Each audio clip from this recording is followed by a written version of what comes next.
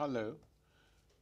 Today I'm going to talk to Patrick Cockburn, who's now can only be described as a veteran reporter and journalist who has covered the wars of the United States in the Middle East since they began with the invasion of Iraq, and was reporting from the region a long time before on the sanctions against Iraq, etc. We're now at a critical stage where a new organization has emerged. And Patrick has written a new book, The Jihadi's Return, which is an extended essay on the emergence of ISIS and its links to the Sunni population in Iraq and the likely consequences of this for the region. Because there's absolutely no doubt that what this opens up is yet another front in the unending war that has become a total misery for the people who live in the Arab world today. Patrick, let's begin by inquiring about the origins of the Islamic State group, ISIS as they call themselves. Where do they come out from, and when did they start? Well, they come most immediately from Al-Qaeda in Iraq, which was at the height of its influence in 2006, 2007, when it was an element, but not the only element, in the Sunni resistance to a Shia government and the American occupation. Ideologically, it comes out of the jihadi movement, and actually its religious beliefs are not that much different from Saudi Wahhabism, the variant of Islam, which is effectively the state religion of Saudi Arabia, with its denigration of Shia as heretics, Christians, Jews. It's just carrying these beliefs to a higher and more violent level. But it's very much in the context of the jihadi movement. This jihadi movement did not exist in Iraq as such prior to the American invasion and occupation. No, it didn't. And Saddam arrested anybody who was an obvious jihadi. I mean, it was always an absurd pretense at the time of the invasion of Iraq to say that Saddam had any connection with the jihadis or 9/11. Though such was the volume of propaganda at the time that 60% of Americans believed that somehow Saddam was linked to 9/11. So, following through on this, we have the American occupation, we have a Shia government which they have effectively put into power, and we have the beginnings of an uprising in the early days of the occupation, which involved not just Sunnis, but also Muqtada al-Sadr, who was very hostile to the occupation. What happened to break up this sort of resistance, which was initially a combined resistance, such as Shia groups like Muqtada sending medical aid and help to the besieged Fallujah? Why did that break up? The unity between the two, the Sunni and Shia resistance to the Americans, was always tentative, although taken very seriously by the Americans. I mean, the memoirs of American generals at the time said they were really worried that these two groups would unite in resisting the occupation. And it's perhaps one of the many disasters to happen to Iraq that they didn't unite, that they remained sectarian, in fact became more sectarian on the Sunni side. At that time, it was Al-Qaeda in Iraq was only one of a number of serious resistance movements to the occupation. But it was very evident in Baghdad at the time, when one went to American briefings, that anything that happened was attributed by the spokesman, military spokesman, to Al-Qaeda. Of course, this played well back in the US. But in Iraq, it had quite the contrary effect, which people who are against the occupation think, oh, it's Al-Qaeda who are doing all this resisting. Let's go and get a black flag and join them.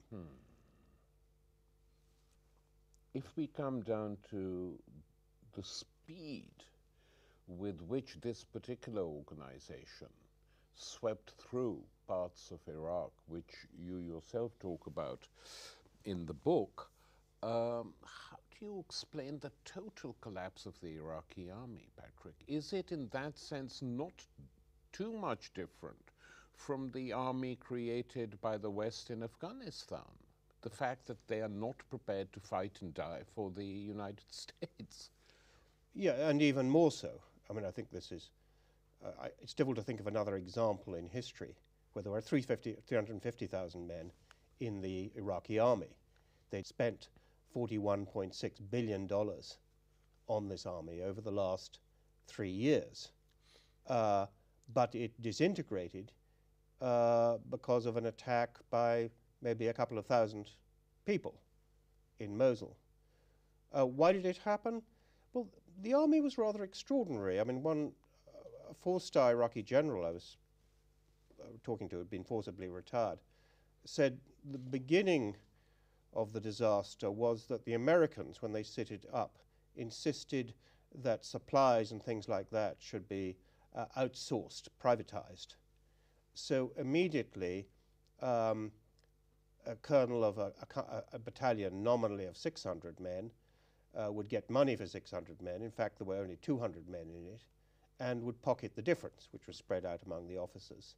And this applied to fuel, applied to ammunition. At the time of the fall of Mosul, there were meant to be 30,000 troops there. In fact, it's estimated that only 1 in 3 was there, because what you did was you joined the army, you got your full salary, and then you kicked back half that salary to your officer, who spread it among the officers. So I remember about a year ago talking to a senior Iraqi politician, and who said, look, he said the army's going to collapse if it's attacked. I said, surely some will fight. And he said, no, no, no, you don't understand. The officers are not soldiers, they're investors. They have no interest in fighting anybody. They have interest in making money out of their investment, because you have to buy your position. So in 2009, you want to be a colonel in the Iraqi army, it cost you about $20,000. More recently, it cost you about $200,000. You want to be a divisional commander, and there were 15 divisions, cost you about $2 million. Of course, there are other ways of making money. Checkpoints on the roads, access sort of customs barriers, and a tariff on each truck going through would be paid. So that's why they ran away, led by their commanding officer. The 3 commanding generals got into a helicopter in civilian clothes and fled to Erbil, the Kurdish capital. And that led to the final dissolution of the army. It is one of the most astonishing events in recent history, Patrick. I mean, can you think of any other equivalent, even in the last century? I can't think of any of such a large, well-equipped army disintegrating. You know, you could say that Saddam's army disintegrated in 91 when attacked by the Americans, and again in 2003. But then it was attacked by the largest military force in the world and was being bombed. So it's not a parallel.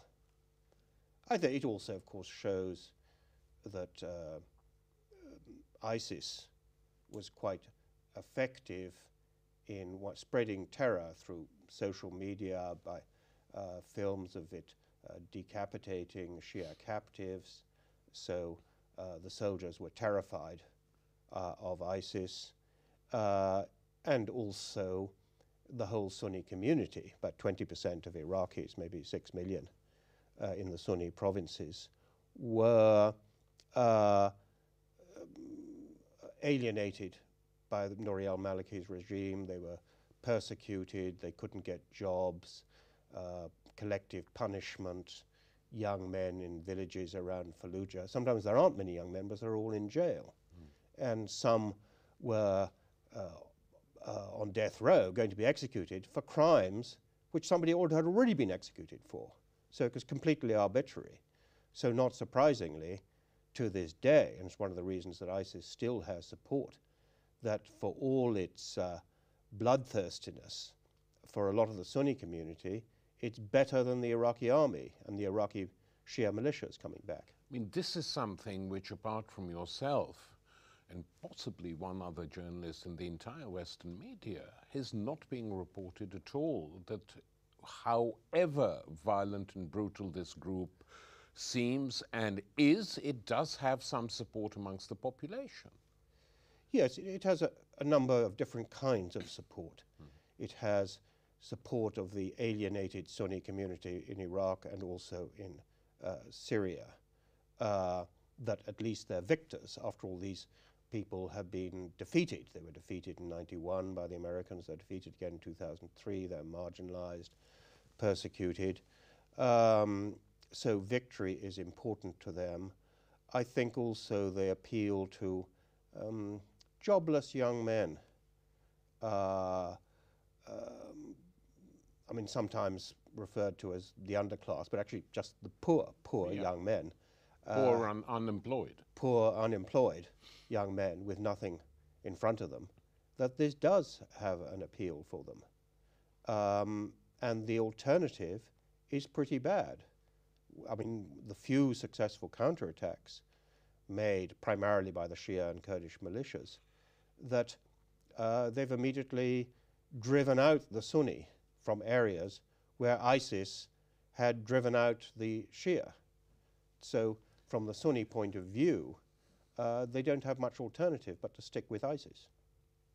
And is there no alternative Sunni organization which at least offers a different political program apart from this sort of fanaticism shown by ISIS? I mean, what about the Association of Sunni Scholars? They've all been they're either come back numbers or they sort of went along with ISIS, trying to sort of ride the tiger. It was believed in Baghdad, and I think really until about a month ago, that yes, ISIS had appeared to have won these great victories, but in fact they were simply the shock troops of the Sunni community, and there were tribes, and there were former army officers, and there were others like the scholars who would displace them once the the Sunni had got what they wanted. I always thought this was wishful thinking, because ISIS tends to monopolize power just as soon as it can, even when it took power in an area in combination with others. It's also extremely paranoid, so it's going to kill anybody whom it thinks is preparing to stab it in the back or rise up against it. In Mosul, for instance, they seem to have taken hostage about 300 people, but former generals, sort of Sunni dignitaries, sort of people who they suspect might lead that sort of resistance. And in Syria, in Deir ez-Zor province, one tribe sort of rose up against them. They crushed it immediately, and they executed 700 of its members. So I think it's just wishful thinking to imagine that ISIS is going to be displaced in the areas it's conquered.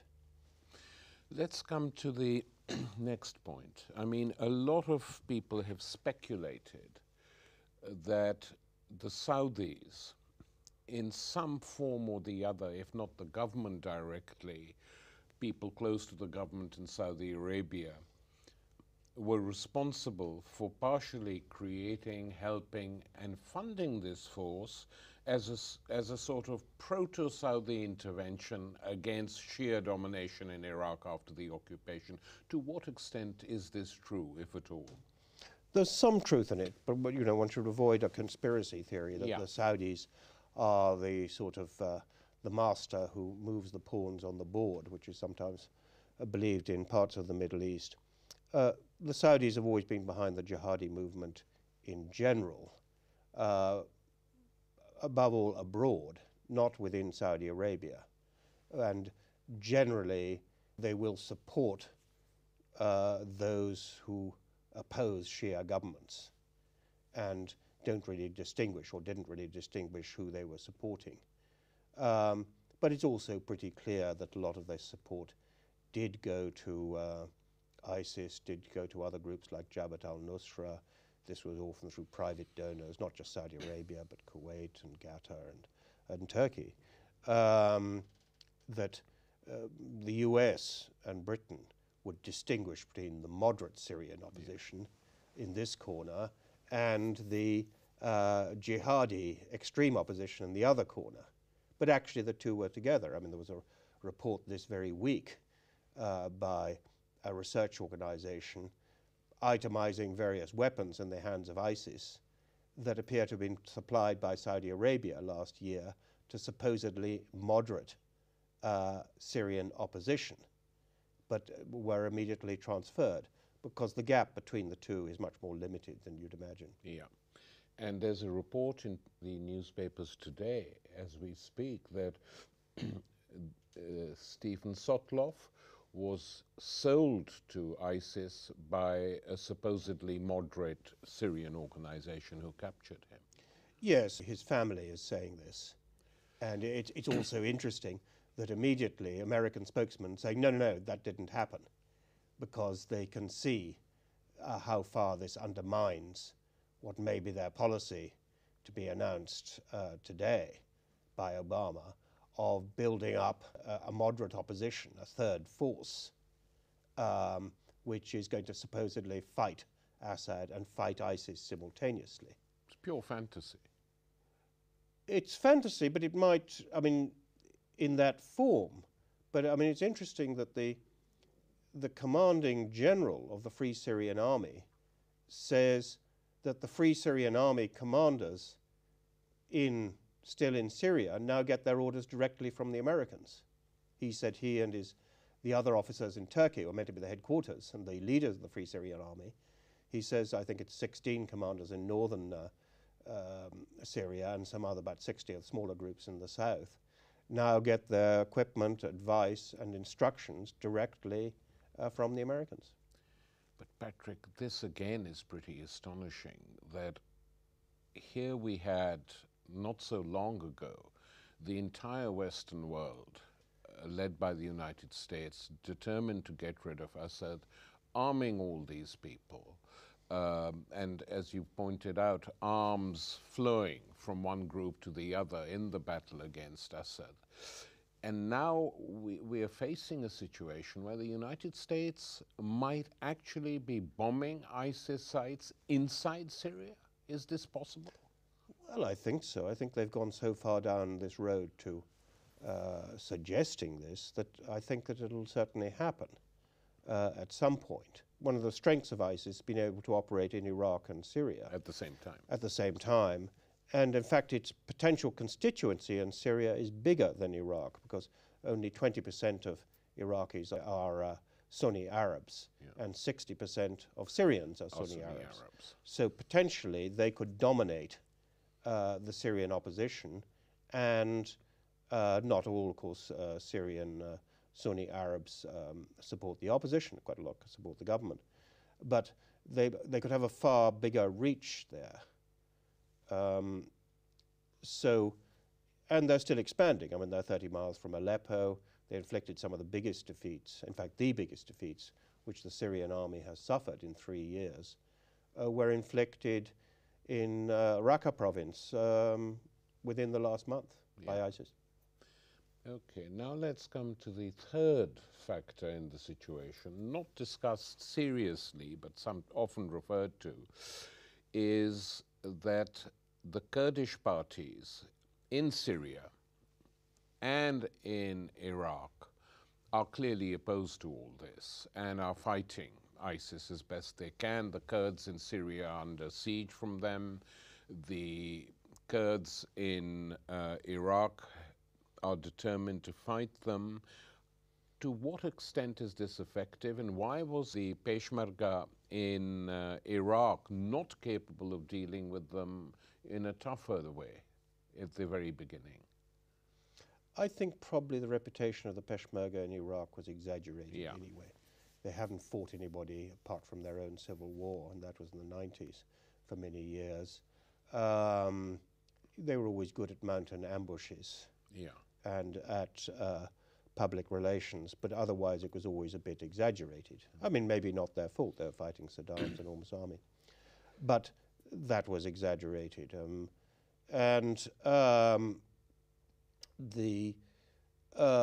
Also it's become an oil state, many Kurds just interested in making money and so forth. Now they say they won't properly equipped. Well, you know, why you can buy arms. You know, it doesn't all have to come from America. Why are there all these big hotels in Erbil, their capital, and why didn't they have some heavy machine guns?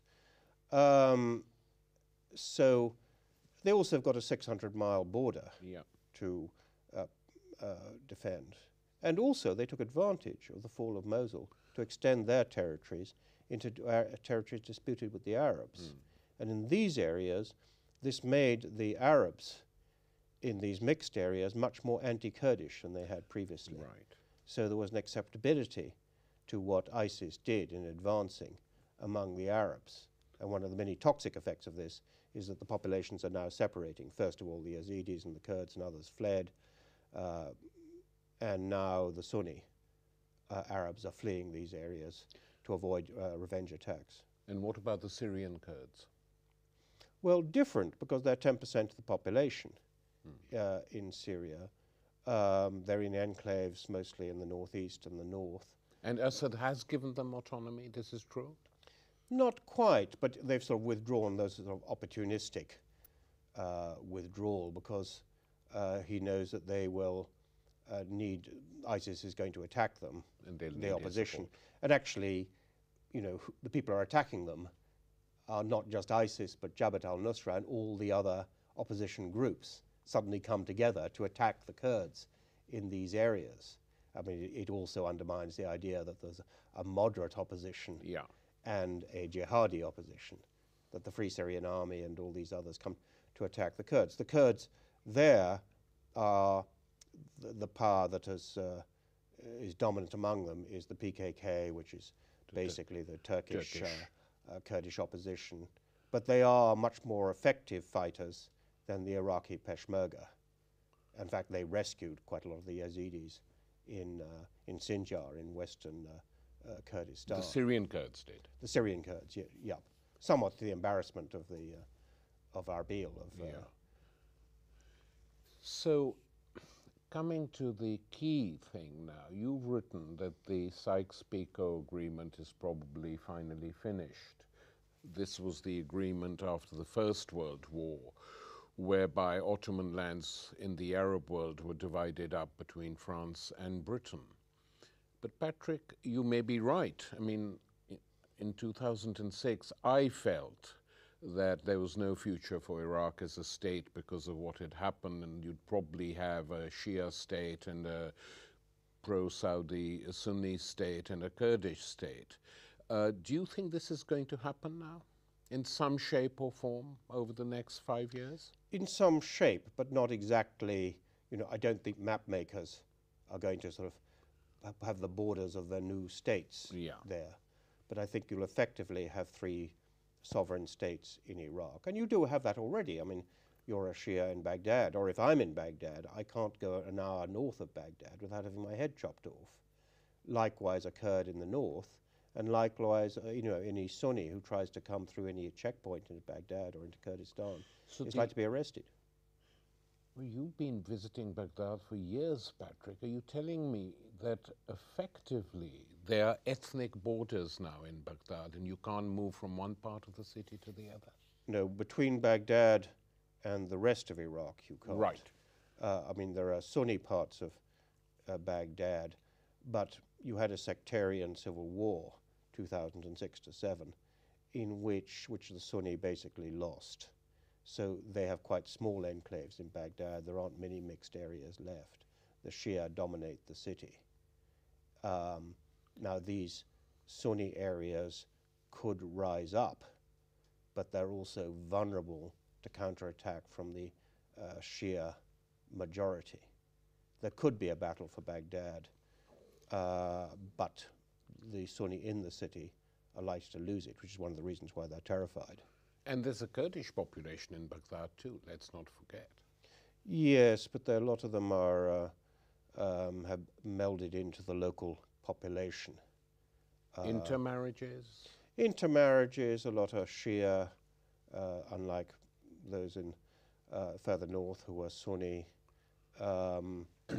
There's never been sort of hardcore Kurdish areas, enclaves in Baghdad with their own militia. which is true of the Shia in a covert way, is true of the Sunni as well. If we just move to Syria for a bit, what is your impression of the current state of play with the sort of emergence of ISIS, not just the emergence, but the successes of ISIS, with the Americans now and NATO openly debating how to destroy the organization? Surely this is going to immediately strengthen the Assad regime, regardless of what is intended or not. Yes, I think that's absolutely true. And that's, of course, what's put them in such a muddle. I mean, ISIS controls about 35–40% of Syria, in eastern Syria. They control the oil fields. They're very close to Aleppo, which was the biggest city in Syria. They could take over the rebel-held part. Maybe they could take over the whole city. This would be more significant than taking Mosul in Iraq. Jihadi organizations, particularly Jabhat al-Nusra, but also ISIS, are close to Hama, the fourth biggest city in Syria. So they're in a strong position. It wouldn't take much for ISIS to reach the Mediterranean there, where they were before. They did a tactical withdrawal earlier in the year.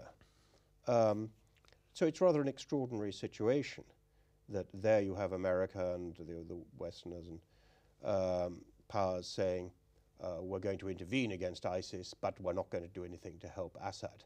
But Assad is the main enemy of ISIS. Yeah. And if they're trying to weaken Assad, then they help ISIS. And it's the result of their, to my mind, catastrophic policies over the last 2 years. It's been evident since the end of 2012 that Assad was not going to go. Previous to that, there was a presumption that in 2011-12, in the Western capitals and elsewhere, that he was going to follow Gaddafi, he was going to go down. But they've sort of pretended that he was going to go. The only negotiations in Geneva earlier this year, it was said that the only thing worth talking about was transition, Assad going. But Assad obviously wasn't going to go because there are 14 provincial capitals in Syria and he held 13 of them. Yeah. So if you said that, in fact you were saying, well, then the war will go on because he wasn't going to go. And I think for a time, Washington and the others and the Saudis were not unhappy with this. It was something they could live with because Assad was there, but he was weak. And was probably going to stay there. And then the jihadis were there, but they were involved in their own civil war. But the great miscalculation was that on the jihadi side, one group would win out, which was ISIS. And secondly, this wasn't going to remain Syrian on Syrian or Iraqi on Iraqi, or even Muslim on Muslim. That after all, the new caliphate claims the allegiance of all Muslims and claims the allegiance of the world. So its ambitions are global. And its prospectus, which is very similar to the NATO prospectus. If you see both organizations as prospectuses together, it's obvious that ISIS has copied the NATO model. They have pictures like that one in their prospectus saying, this is what we do, this is how many people we killed here. There's no shame at all about what they're doing. I mean, so in a weird way, despite the ideology, which is Wahhabi and sort of born-again Muslimism, literalism, they are quite modern in their approach in some ways, are they not? Yes, I mean, rather amazingly so. You know, at the beginning of the Arab uprisings in 2011, blogging, new Twitter, YouTube were considered progressive instruments that would erode the power of police states and authoritarianism and so forth. But in fact, the people who have put them to greatest use have been jihadi organizations, and ISIS in particular, to spread their views, to spread terror very effectively. Because the families of an Iraqi soldier in Baghdad, you know, a soldier's wife, his mother, they've all seen this stuff. So they say, you know, Ali, don't go back to the army. You'll be killed. So this is pretty effective. Patrick, What is the United States going to do now? What are its options? I mean, do you think they can have any success in wiping out ISIS, which seems to be their plan? I mean, how the hell are they going to do it without ground troops? And all the available reports suggest that the Pentagon is opposed to putting in ground troops. Sure. I mean, are they going to find some Arab countries to act as their auxiliaries? Well, yes, but I think, you know, the auxiliaries some way back. I don't think they're going to commit troops. You know, the Syrian army, the Iraqi army fled, the Syrian army fought. It's still lost. Yeah. It lost an important airbase in Raqqa province a few weeks ago, although it fought very hard. So I think they'll be very nervous of fighting ISIS. The US is looking, Obama says, looking for local partners. It's a bit unclear what this means. Local partners in Baghdad, the parties have sort of come together because they're all terrified of ISIS. But when you look more closely, the Kurds have agreed nothing. The Sunni leaders have taken some jobs in Baghdad, but these are Sunni leaders who dare not go back to their own cities and towns because they'd get their heads chopped off. So it's still very disorganized and divided, and is only sort of happened under pressure from the US and Iran, who have parallel interests there. Well, do you know exactly the obvious ally in this, were they looking for serious allies in the region, would actually be Iran, which they're not prepared to consider because they've demonized Iran to such a level, and the Israelis would probably be hostile to any such notion. Because the Iranians could use any alliance with the Americans now to get a bomb quickly, like General Zia did during the war against Afghanistan. But apart from Iran, who else is there with the firepower? Yes, and also this applies to Syria as well. Yeah. I mean, and the Americans and the others are sort of refusing to make a choice. That, you know, they have, you know, say we put a coalition, we're backed by the United Arab Emirates and, you know, Saudi Arabia. I mean, these people have money, they have influence on the jihadis, maybe, on the Sunni community, but they're avoiding changing relations or ending confrontation with Iran, and in Syria, Russia matters a lot. They're still hostile to Hezbollah, that has been likely to be very, and the Kurds in Syria, who are fighting ISIS rather effectively. So what is it? It's really a recipe for a very long war. Yeah. In a very confused situation. You know, what are they going to do if ISIS advances into Aleppo? Are they going to sort of bomb it there at the same time as the Syrian Air Force is bombing ISIS? How do they know that Syrian Air Force planes are not going to try and shoot down American planes? Of course, what they will do, I think, is have covert relations with the Assad government. In fact, I'm told they already do. And not do a public U-turn, but have a sort of understanding with them. As to some degree happened in Iraq after 2003, that although they were, Iraqis always used to say, of course, Iran and the US wave their fists at each other over the table, but they sort of shake hands under the table. Which they did. Oh, absolutely, yeah. I mean without the Iranian green light, it would have been difficult for them to take Iraq just like that. Oh, yes. Why did we have Nouri al-Maliki as the disastrous prime minister of Iraq for 8 years, and then reappointed in 2010? And I remember an Iraqi friend of mine, a diplomat, ring me up when Maliki was sort of basically got back as prime minister, and said, you know, the great Satan, America, and the axis of evil, Iran, have come together and provided our leader. Exactly. With catastrophic consequences for Iraqis. Exactly. So, Patrick, overall, the situation is pretty grim and likely to remain so. Yes, it's grim because there are so many players involved. There are so many different crises entangled with each other that this is now likely to go on for a long time. There might have been a moment 2 years ago when they could have prevented ISIS taking off. It was really the war in Syria that changed the fortunes of ISIS. That previously in Iraq, yes, it benefited from the alienation of the Sunni community, but suddenly the war in Syria relaunched ISIS, because it destabilized Iraq. It reignited the war in Iraq, which had died down, never quite ended. And Iraqi politicians, I remember Hosha Zebari, the foreign minister, saying to me at that time, if the West allows the war in Syria to go on, that will inevitably destabilize Iraq. And that's what's happened. On that pessimistic note, we end this conversation. Thanks very much, Patrick, and we will talk again, no doubt. Great. Thank you.